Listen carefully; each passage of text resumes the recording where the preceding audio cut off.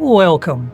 In this series of videos we will cover the design and implementation of a project, from initial design through coding and development to testing, using the PowerBasic Windows compiler. Today we will continue our project to create our own web browser by adding web page caching. This was our application at the end of the last video. Our Lite browser has come a long way from our starting point, but there is still a great deal more to do. One of the requirements for any modern browser is that it is reasonably performant. Users don't like waiting for things to happen on screen. In the early days of the World Wide Web, when browsers were just starting out, one of the major problems was the speed of your internet connection. Many internet connections were in fact dial-up modems, and if you had a web page to load which was very rich in images, this did take a significant time to load. So from the very beginning of the World Wide Web, browsers were always doing a certain amount of caching, where information gleaned from the web was stored locally and then only refreshed from the web when something had actually changed. So we have already done some work in caching images to our local drive, but today we're going to be taking this concept a little bit further. But first of all, we're going to tackle a bug which has appeared in the previous version. If we bring up our index page first of all, this is the index page coming from our web server. If we then bring up a new page in a separate tab, go back to the index page and bring up page 6. We now have 3 tabs on our browser. Demo page, which is the first page, and demo page 6 are both set in the HTML code to go to a target page. If we then open up a new tab, and then we drag in from our local files the index,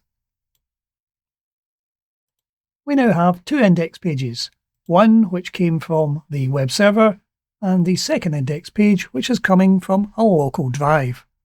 If we click on page 6, on the page that came from the local drive, this will attempt to populate the tab which is currently sitting with page 6 from the web server. As you will see, page 6 has both text and an image on it. If we click on the locally sourced index page and click on page 6, it will populate demo page 6. However, it will not bring back the image. The rest of the HTML text is coming back fine, but we're missing our image. So this is the bug we need to fix. So what has gone wrong?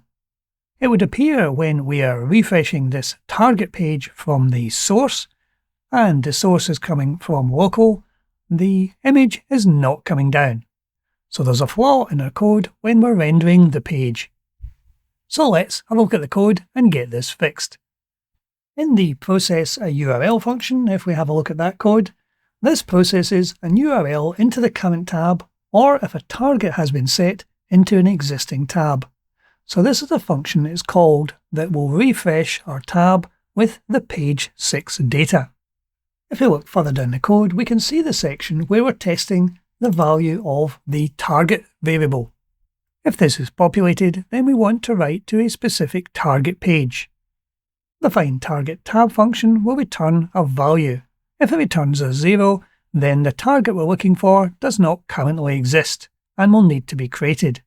If it returns a number, this will be the tab number of the tab we wish to repopulate. So since in this case our page number will return a number other than 0, we need to look for the else condition. And here it is. As you will see in the code above, where the page number does equal 0, we're populating the array that holds the URLs. However, that's a line of code we've missed out if it's an existing tab. We still have to populate this string array with the URL we're going to be using. So this single line of code that is missing is causing our problem. So if we add that line of code in to populate the string array for URLs with the URL the user has selected. So if we try running our code now, we'll see if that has fixed the problem. First of all, we will put in our web-based index. Now we will bring up page 1 and also page 6. We will create a new tab and we will drag into our code the HTML2 index.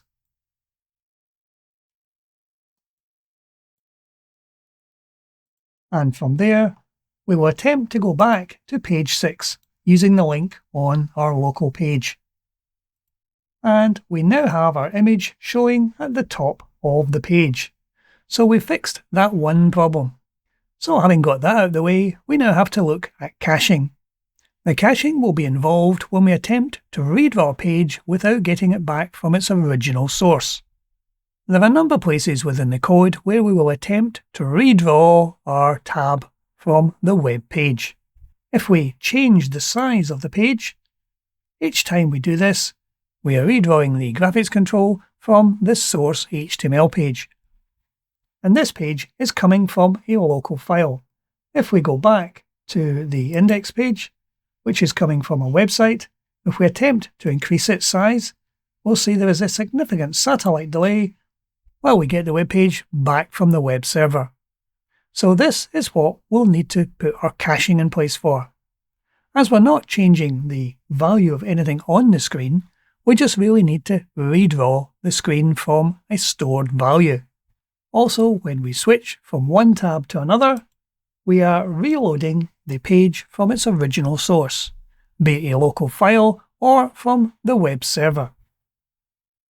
There is not much delay in this, it comes back fairly quickly, but it's also something we could use a cache for.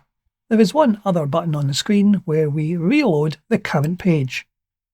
We're going to leave this one as it is, as the purpose of this button is to go back to the original source and load it up on screen. So we don't want to be using a cache for that. So let's go back to the code to see what we need to change to get this to work. One thing we can do in PowerBasic, since we're using a graphics control to display our web page, is we can use the graphic setBits and the graphic getBits commands. These commands allow you to take a snapshot of the image, which is the graphics control, and then allow you later to put that entire image back with one line of code. So if we store those images as strings inside a global string array, we can then access them quite happily. So we're going to create at the beginning of our code another global array. And we will call this global array graphic cache. And as we have done before, we will dimension this in our pbMain function. This will be dimensioned using the max tab constant, as we need to keep one cache for each tab that is in use. Another change we're going to have to make is to this global array. This global array holds details on the URL links held on the current page. As we're going to be jumping between tabs on the browser control, we need to store the URLs for every single tab we have. So this array is now going to be two-dimensional. The first dimension will be the tab, and the second dimension will be the URL. This will save us having to regenerate the URLs for each tab as we jump between them. So obviously changing this array from one dimension to two dimensions is going to involve some changes within the code we have already written. So let's go and make those changes first before we do our caching. If we have a look at the isLink function, which is a function we use to work out if the area the user has clicked on is within one of our link areas. As you can see in here, we're stepping through the array of the URLs, and we're testing the value in each row of those to see whether it matches what we're looking for or not.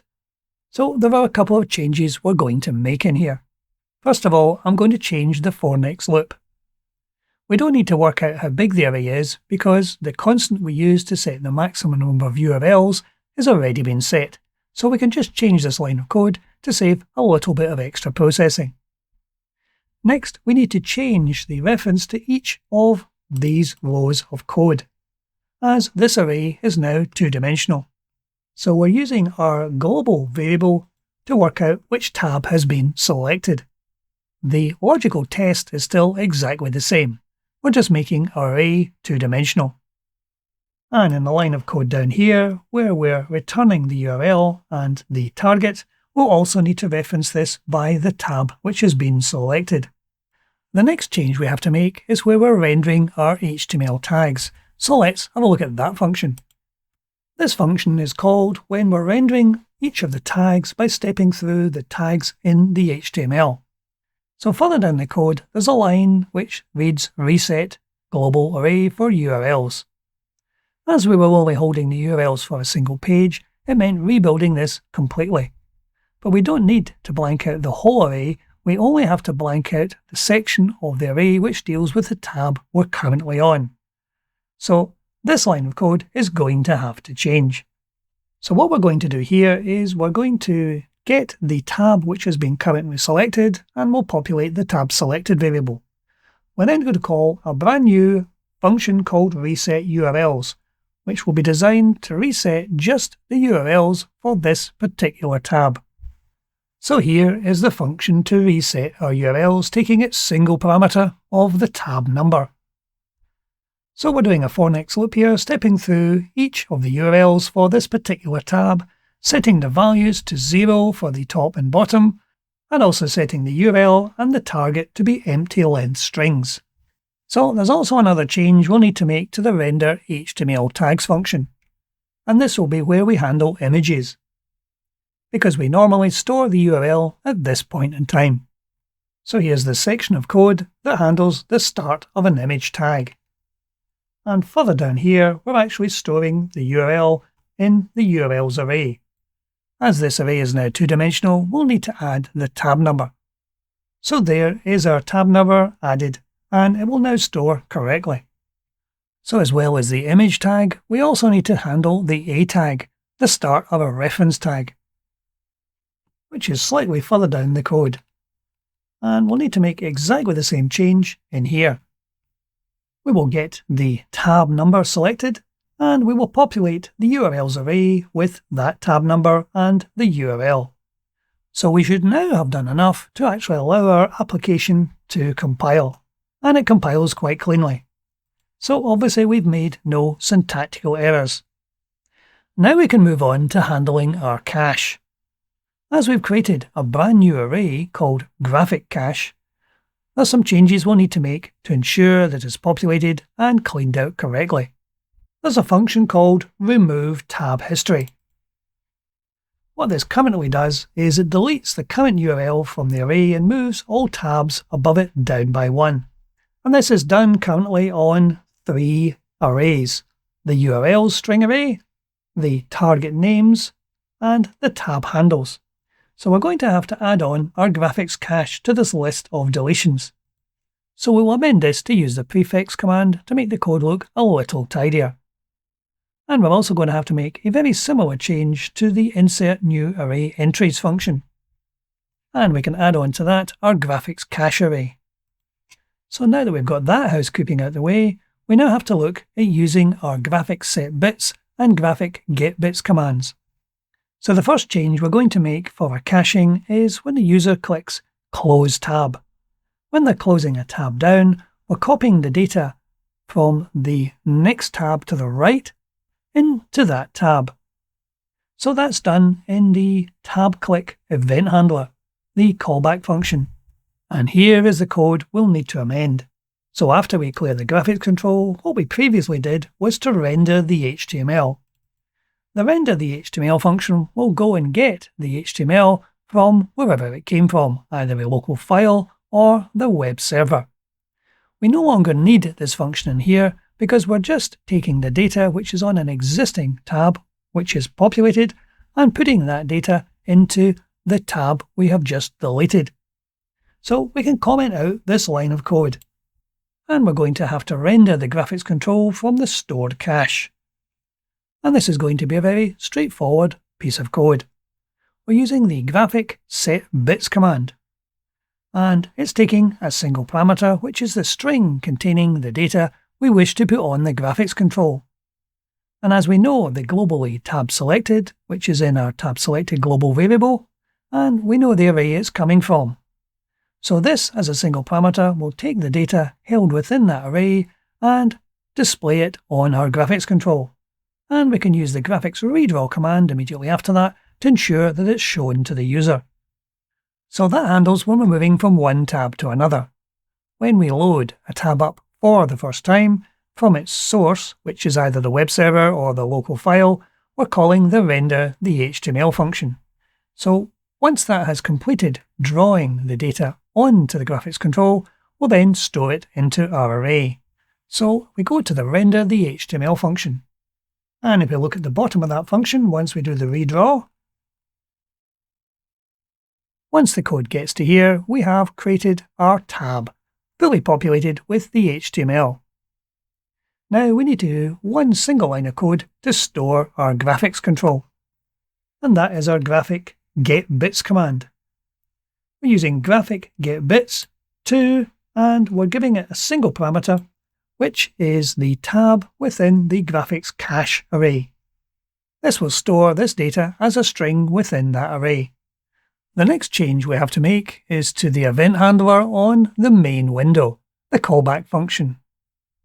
In here, there are two sections of code which we'll need to change. First of all, the resize event.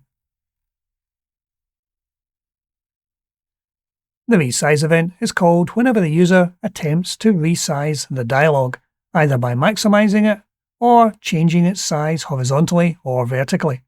So as you can probably guess, in here we're currently calling the render the HTML function. And we're going to comment out the call to this function and slot in our replacement code, which will populate the graphics control from our graphics cache array by using the graphics setBits command, followed by a call to graphics redraw, which will display the update to the user. The final change further down the code is in the section where notifications are given for the user clicking on a different tab control. And here is the notification section when the user is indeed clicking on the tab control. So within the event which handles the selection change, we're already picking up the tab number in the page number variable.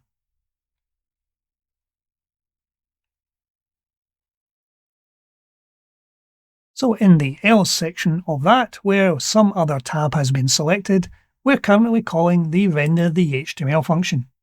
This can be replaced by another graphics setBits command, doing as we did before to populate the graphics control with the stored data in our graphics cache array.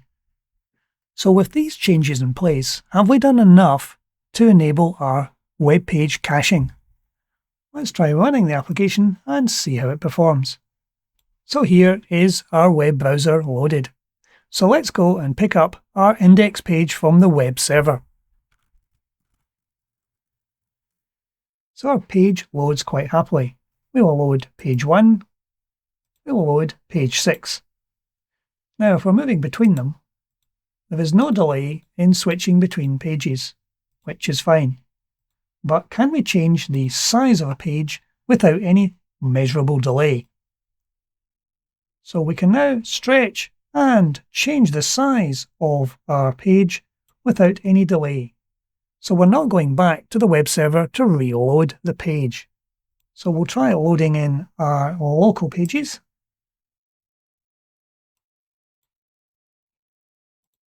And we'll try the same with those. Let's try a page 7. And this is coming from local, and we can switch between each of the pages without any problems.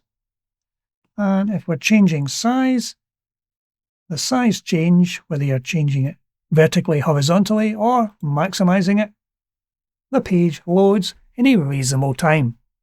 So in summary, what we've achieved today is we have fixed one problem where the web browser was getting confused between files loaded locally and files loaded from a web server, particularly where there was a target page involved. Also, we have implemented caching for our web page. Each web page which is now loaded is loaded into a global array which is our graphic cache. When switching between tabs, we pull information from that cache. We are also storing URLs for each tab, so that they do not need to be recalculated each time we switch tabs.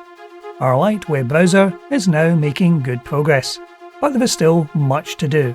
However, that's it for today. Thank you for watching.